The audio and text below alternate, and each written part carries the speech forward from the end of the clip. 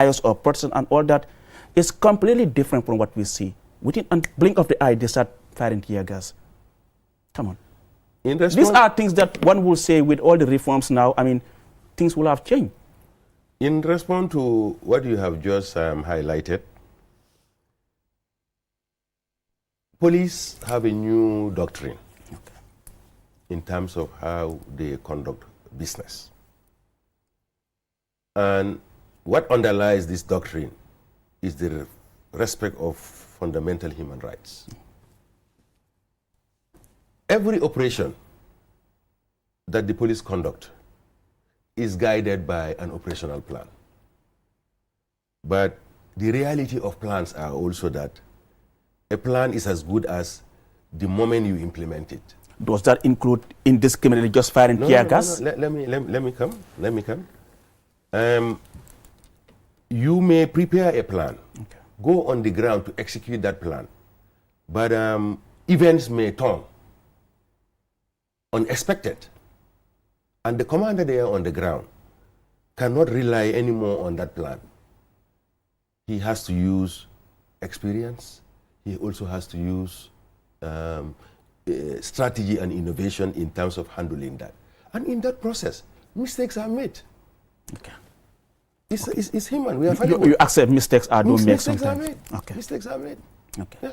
And as an advisor to the president or the national security advisor, when such mistakes are made, how do you address them? How we address them is every event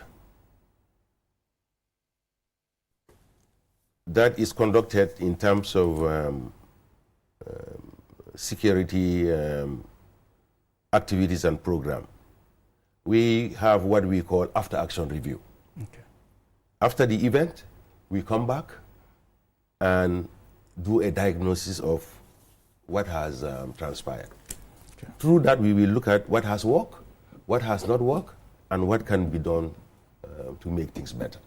It is when we do this after-action review, lessons are learned, and that is what we rely on to correct those mistakes that have happened. But do you know the issue of these PIU officers using force, using tear gas has happened more than twice. It happens at the Canifing Court. They use tear gas to disperse the crowd. It happened at the other general office. They use tear gas to disperse the crowd. At Jabang, it happened.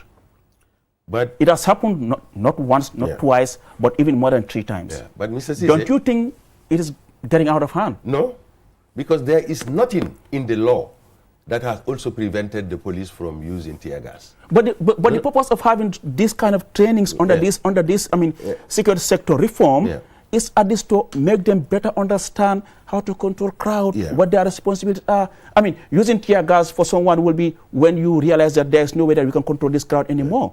But most of these events, man, you can count the people who are there. Yeah, but to the point, what you have just said, I mean, I am quite sure it is not just that the police are very much gullible and happy to just release tear gas. Before tear gas is released, there are processes we follow. Okay. If you have a crowd that you need to control, there is proclamation. Every act that you take, before you do something, you warn the crowd. It is when the crowd refuses at a given point that we don't have a choice but to use the tear gas. But imagine using a tear gas indiscriminately in a place where you even have vendors who have no business with whatsoever is happening. It happened at Westfield. I think 2-1-year-old baby was affected, or 1-year-old baby was affected by the tear gas. The case of Jabang, people who were just driving along also suffered from this tear gas. I mean, so these are some of the things that when you look at it, people tend to question when you are talking about this security sector reform, what is exactly happening? Because it seems like we are not seeing any changes. No, what is also very real is that crowd control measures are very difficult and challenging. Particularly if it is a crowd that is conducted business not in accordance with the provisions of the law. But when you're dealing with an armless crowd, man. Well, Mr. Jeng. Yeah. Well, everything depends on the situation. But what I'm also highlighting here is that use of tear gas selectively, use of tear gas at a given time and moment based on circumstances does not necessarily negate the fact that security sector reform is happening. But you do agree that mistakes are being committed sometimes? Yeah, mistakes happen. Mistakes happen. Mistakes happens. So, what is the way forward now? The way forward is that, coming back to what I have said initially, security is not only the business of the government. I quite agree. As well as the defense and security institutions. It is the responsibility of everyone, particularly the religious leaders, particularly women, particularly youth. Security is sometimes made in the churches, it is made in the mosque, in the classrooms, in the communities, in the streets. What it requires also is people understanding that their conduct or misbehave can lead to insecurity. So what does that mean? If the law tells you that before you do this, this is what you need to do, it's as simple as follow the law and do what you are supposed to do.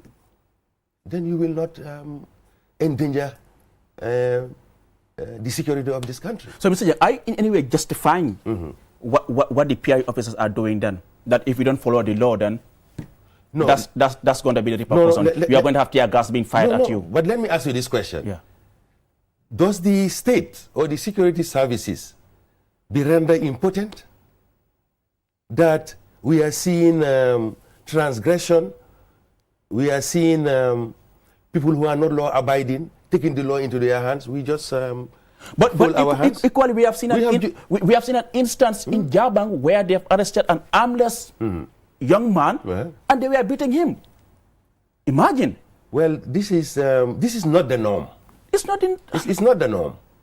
I have indicated to you that mistakes might have been made, but this is not the general. You cannot just use that to brush the entire security. And that's why I'm very specific when I say the PRUs. The PRU, yeah. I don't say the whole security. I say the PRUs. Yeah. So I mean, away from that, Mr. Jeng, I mean, as we speak, what will you single out as the biggest security threat facing the Gambia today? And how prepared are we to handle it as a country? Well, I would not just indicate that it is only one aspect. Okay.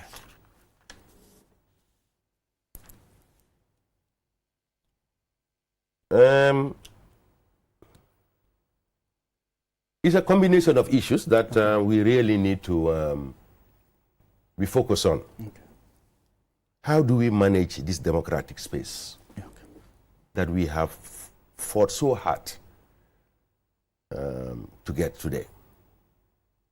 And this democratic space is being threatened by social media. Okay. This is a conundrum that collectively, as I have indicated, this is not only the business and responsibility of government and the defense and security institutions, but whole of government and society approach. We really need to manage this space. How do we do that? How are we going to manage this space? Remember, social media also played a huge role in bringing about the change that we are all enjoying now. Yes, but people should be very responsible in the things they say and the contents they put on social media. Today, somebody may just hate Mr. Cisse, they malign you, character assassination. That's true. And even sometimes the vulgar and derogatory remarks they made about people. That's not social media. content. So that's a problem. Consolidating the gains registered on the ongoing security sector reform, and this is particularly on the issue of restoration of democracy and good governance. We have a huge role to play, but then again, I am also calling the citizens of this country that this is a collective responsibility for all of us. The issue of law abiding and respect for rule of law. If, for example, Mr. Cisse, the law guarantees that you have your fundamental rights to protest. But there's a caveat to it, indicating that if you want to go on a protest, you need to notify the police. Yeah. And there are reasons for notifying the police. Yeah. That reason is, one, the police will look at it to be able to give you security, number one. The police will look at it also to ensure that the area you identify, the day you want to do it, the timing and all whatnot, if we allow it to go, it will not impact others or the general security of the country. So there are reasons why the law stipulates that you must notify the police.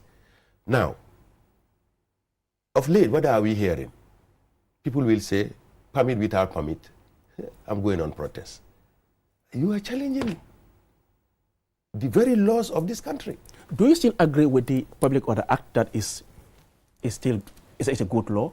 Well, peaceful assembly, I mean, is guaranteed. It's a human right. Yeah, but still the Public Order Act remains in our books unless it is changed.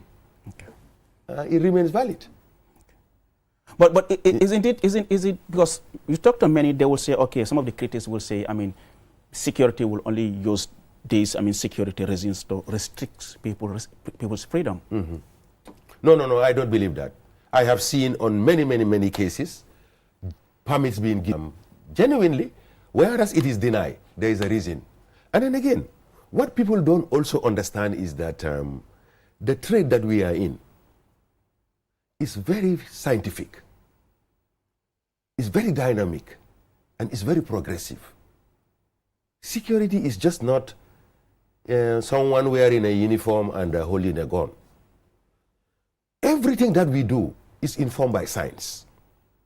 We deal with threat and risk. We also deal with likelihood and impact. Everything that we do, we go through a process called security risk and vulnerability assessment. It is not just that we do it in a vacuum. Processes are applied. It's a very scientific profession, if I can put it that way. But don't you think sometimes, I mean, denying these permits might also kind of taint that human rights record that the country has already made under the current president? Well, again, as I have indicated, 99% of permits that are requested, they are given. But there are still many that have been rejected. Yeah, but they are rejected for a reason. And that reason... Who makes the decision? I mean, many times when permits are rejected, suddenly people point fingers to the president. No, he has no business with the operational issues of the police or the military or any other security institution. It's not his business. Sometimes he's not even aware. Really? No. The Inspector General of Police is given authority. He's not macromanaged. And I have even indicated to you here that we are under civilian oversight. The president does not macromanage. Neither does he interfere in the day-to-day activities of the police. He doesn't. Why? Huh? Why? Well, he's the commander-in-chief. He's the commander-in-chief, but remember also, what is the use of having a Minister of Interior, having the Minister of Defense, as well as having Inspector General of Police and the CDS? Are they not competent enough? There will come at a point where he needs to intervene, but it's not on a daily basis and operational routine activities. How often do you engage him as an advisor on security matters? Every day. Every day. Every day.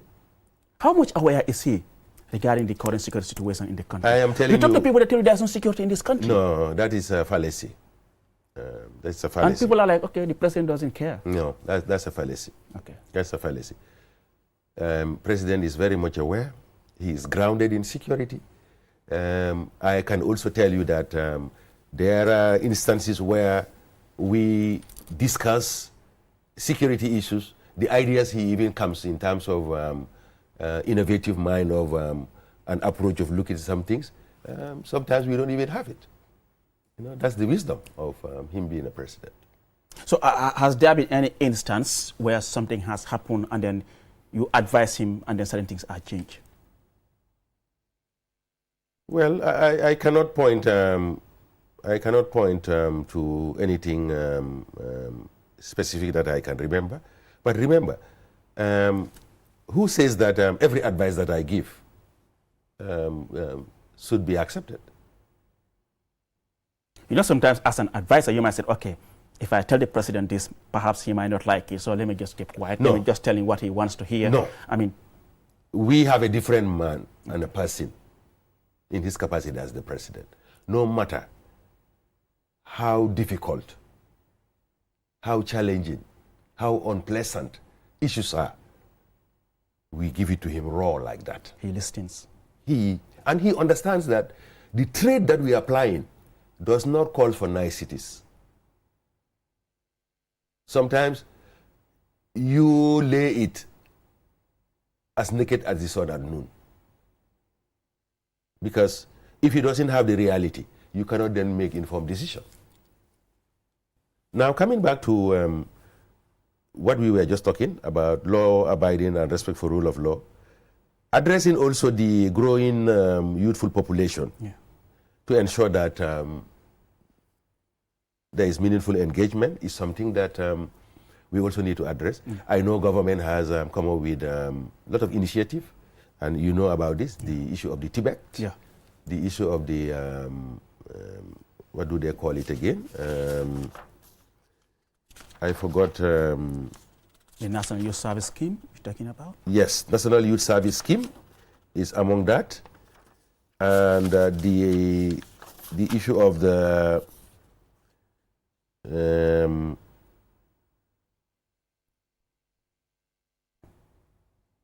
yes, the small and medium, the macro, small and medium enterprise. Okay.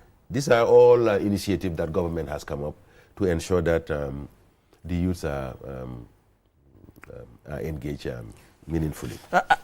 Just a little bit, I mean, away from the country. I mean, we know what is happening within the sub-region. But before you do that, okay, you have also asked, religious, political, and tribal intolerance is something that we also need to watch. Indiscipline and restoration of family values. Listen, there is a lot of indiscipline in this country. You see it in the conduct of people when they drive. You know. Last but not the least, of course, and it links to what you were just coming to ask me, impact of global security challenges. Yes. That's my next question. I mean, with what is happening, I mean, within the sub-region, of course, in the Sahel, and of course, as a result of the porous borders, I mean, this has no doubt exposed our country, I mean, to maybe terrorism spillovers. So, I mean, how do we deal with this? I mean, working with, other countries. We might think we are safe, but with what is happening around the world and even within the sub-region, yes, the threats are out there. Yeah. I have indicated to you that we use a scientific method and approach in dealing with threats. When we look at threats here, our context is on the 5 threat categories. Terrorism, armed conflict, civil unrest, crime. These are security threats. But then you have a corresponding one called hazard. It's a safety issue. Now, currently, there is no imminent threat of terrorism within our borders. Okay. That said, how do you know this? Yeah, that said, How do you know this? No, our assessment. Okay. But that said, we cannot afford to be complacent. Given the broader context of our region, particularly the Sahel. Okay. You know, we have also noted the troubling rise of extremism. And the telltales are even in the Gambia here. Now, let me bring the nexus between extremism and terrorism. Extremism is the ideology, and terrorism is often the method. We should be concerned, and concerned we are. So how do we prepare to mitigate this?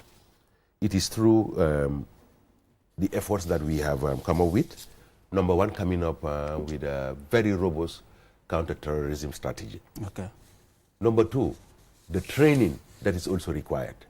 So far, we have personnel of the Gambia Police Force and the armed forces trained on counter-terrorism.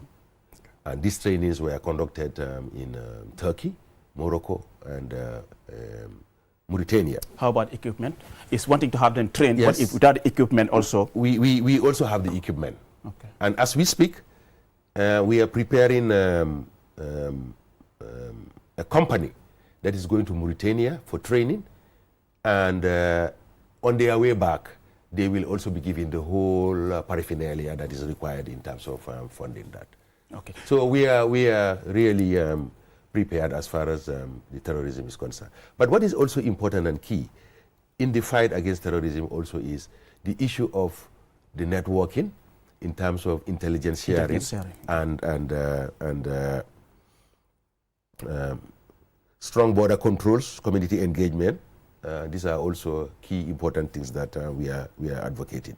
But we need to stay alert and invest in regional cooperation and intelligence sharing. I just came back from Nigeria not long ago on counter-terrorism, and these are the platforms we also use to remind everyone and all the important. But again, you've talked about the equipment and all of those things. But you see, we are also moving away from this traditional tunnel vision of looking at security. Security is both kinetic and non-kinetic. Break it down for us, because it seems you are now using military jargon. So. Kinetic is where we tell the paraphernalia of the weapons, the guns, and all whatnot. It's very relevant as we speak. But we are also talking about non-kinetic, because before the manifestation of the threat itself, there is a lot that can be done, and that is the non-kinetic approach. And I indicated to you, using our religious leaders, using women, the youth, and all whatnot, because terrorists, fall on... Exactly. Mr. Jeng, away from that, still as an advisor, I mean, I know you have been following the debates, I mean, on social media and all whatnot. I mean, following the recent appointment or the redeployment of the trade minister as defense minister. Many are saying, why would the president appoint a civilian as a defense minister? What actually informed the decision? I know you must have been consulted as a security advisor before this changes was effected by the president. This is not the first time that this has happened. Okay. You may recall in Sadauda Jawara's regime, Shehu Sabali was defense. Looking across our neighbors, Senegal, Sidi Kaba, But in response to what you specifically ask, ministerial position, particularly even within the defense, does not necessarily mean that you have to have a security background. Okay. Because all it requires is the strategic thinking and vision of moving an organization. That's all what is required. So how do you respond to the concerns that this might weaken the military morale? No, it wouldn't. Okay. It wouldn't. Because what you need to also remember is that the Minister of Defense has a lot of support, ranging from the support he gets from the President, ranging from the support he gets from cabinet, ranging from the support he gets even from the National Security Council. National Security Council is held every week, chaired by His Excellency the President, where only national security of this country is discussed. So all he requires is the vision and the leadership to drive the... So as a civilian, I mean, what sort of competencies or perspectives, I mean, do you think he will bring in as defense minister that perhaps a military figure will not? Knowing the current minister, this thing he has in different areas, first starting from public service, Ministry of Trade. He was also in the teacher. Yeah, he was a teacher. Yeah, yeah. Innovation, particularly those aspects of what I was talking to you, as it relates to the logistics that are required for the military. I can tell you that the finances of the military will be something that he will be looking at, how he can turn that around. For example, today, the Gambia Armed Forces have a credit union. I will not be surprised if he turns it to a bank. Some of those... I think the last meeting they had was in Kanilai. I saw the pictures of it. Yeah. So those are the innovations that we want to believe that he will inject into the entire process. So how will your office ensure that there is just smooth cooperation, I mean, between this minister who is a civilian and of course the military? Well, this will happen through the coordination meetings that we have. He will be embarking soon on a familiarization tour, which we will accompany him. And you see, contrary to what people believe, ours is more of regimentation. When the commander-in-chief say jump, we say how high. The fact that His Excellency the President... Is it Oga before God? The fact that His Excellency the President has the wisdom and the desire to appoint Mr. Juf as Defense Minister, we don't question that. We follow. So he will get every support that he requires to be able to function in that official position. Anyway, I wish him all the best. Away from that, Mr. Jeng, I mean, like I said, I mean, you are the security advisor. Many Gambians are still questioning the continued presence of the ECOMIC nearly a decade later. What are some of the security risks you think are preventing their withdrawal by now?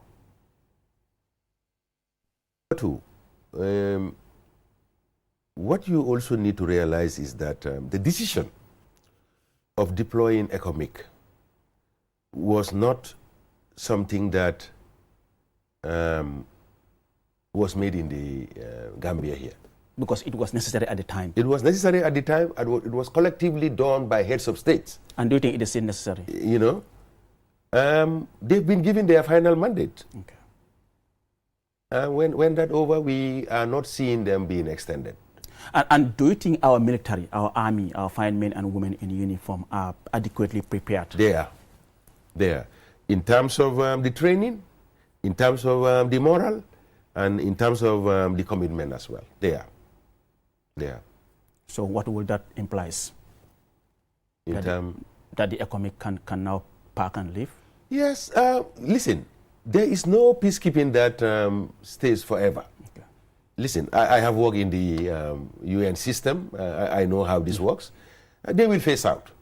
But of course, until that time happens, they are here as good as supporting whatever we are doing. And sometimes I do hear that people paint picture as if the military are at loggerheads with ECOMIC, and that's far from the truth. We are in joint operations. We are doing a lot of things together collectively. And they know that their presence here is temporal. So how do you address the concerns that their continued presence in this country kind of undermines our sovereignty? No, I don't believe that. I don't believe that. They are adding value, they are adding support to what we are doing. And as I have indicated, I think in the last ECOWAS head of state meeting, they've been giving their last, maybe you are aware of that. Yeah. I read the communique after the summit. So they will be gone. Okay. So what are some of the lessons that you think we can learn as a country, but equally looking at our security in this country? What can we learn, with the presence of the ECOMIC when they eventually leave? What we can learn is that the democracy... From the way they came into the country, I mean, what are some of the things that we can learn from this thing? That the democracy that we have at the moment, let's nurture it. Because the opposite of it is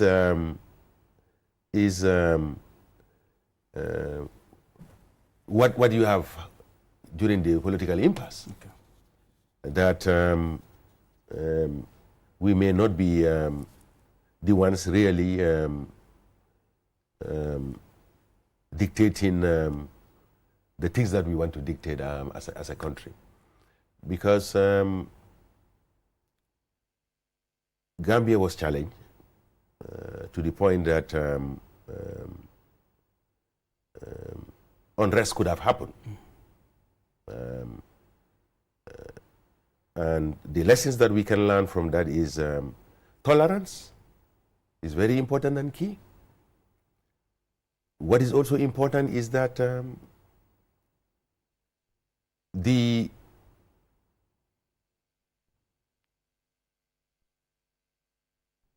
trend that we are also seeing, not only did we see it, but we have heard it. People who are bent on saying the president does this or he is out of the State House. Those subversive words and comments are not helpful to anyone. And it's something that we will not tolerate. Why am I mentioning this? Elections are on the horizon. Let's all be law-abiding. We've been given the opportunity by our constitution to exercise our franchise. You like the president, you don't like him. He's the one elected. He will be the one until we go to elections. Whatever is the outcome of the elections, people would have decided. It's up for the people to decide. But you cannot... But that's the beauty of democracy. People will come out and say anything they think of, but at the end of the day, did that happen? No, but there is limitation to what the guy said it, but they didn't remove the president from State House. He's still at the parade enjoying his mahal. Barakuda food. Exactly. So Mr. Jeng, let's now, we're now approaching to the end of the program. Let's now look at the issue of the welfare of our soldiers and, of course, other fine men and women in uniform. They often complain about the issue of, poor housing, delayed promotions, and, of course, inadequate pay. What concrete steps is the government taking to make sure these issues are addressed, for these men and women who sacrifice their lives and everything just to defend this country? Efforts in terms of professionalizing the security sector is at the heart of the ongoing security sector reform. And we've done our best at the moment in terms of development of legal framework, ensuring capacity building and institutional development. But this is not only also enough. We are also very much focused on the issue of career progression. How do we ensure retention? In terms of education and in terms of promotion. Mr. Caesar, if I tell you now the amount of graduates that we have churned from the defense and security services, you will be surprised. Does that commensurate with their payment? Because for men, that's what they're complaining. Well, low pay, poor housing, delayed promotions and all those Yes, things? but Was that commensurate? Because it's one thing to have all these graduates, but is it commensurating with their earnings? They have families to take care of. It's not, but it's been addressed. Okay. You might have heard not long ago the issue that His Excellency the President and Commander-in-Chief undertook in terms of ensuring motivation and the welfare of the personnel. And this relates to the Gambia Armed Forces Terms and Conditions of Service. I don't know whether you heard about that. Yes, I've heard about it. Where the entire spectrum of their pay, salary, allowances have all been reviewed to ensure that. But it only did not stop with the Gambia Police Force, the Gambia Armed Forces. Gambia Police Force also there is a remuneration scheme, which will also be rolled out for the remaining security institutions as well. So basically, something is being done in terms of ensuring that our welfare, motivation, and career progression of men in uniform is looked after. Government has also come up with policy, action initiatives, which are not only, again, restricted or restrictive to GAV and the police, but as I have indicated, across the entire security sector.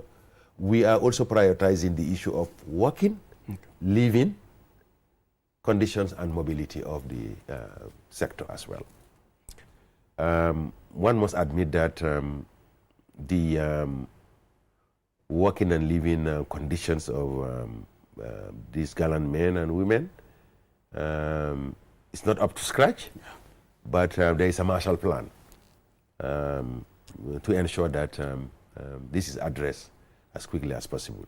But then again, one must also be very realistic in terms of, the deficit is so astronomical that I cannot even sit where I am to quantify what I'm talking about. But what is important is a Marshall Plan. We are conscious of it and working diligently towards doing our best to address this. What message do you have for those watching you, like you said, those fine men and women in uniform who are watching you right now, and you are trying to assure them that the government is committed? What assurance are you giving them with a time frame? The assurance that I'm giving them is that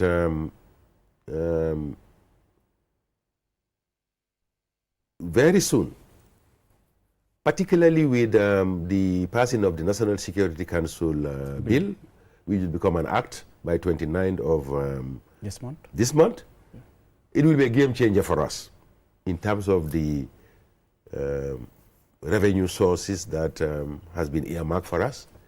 And this will go a long way in addressing some of our, let's say, reasonably, in the next 3 years, we will see a whole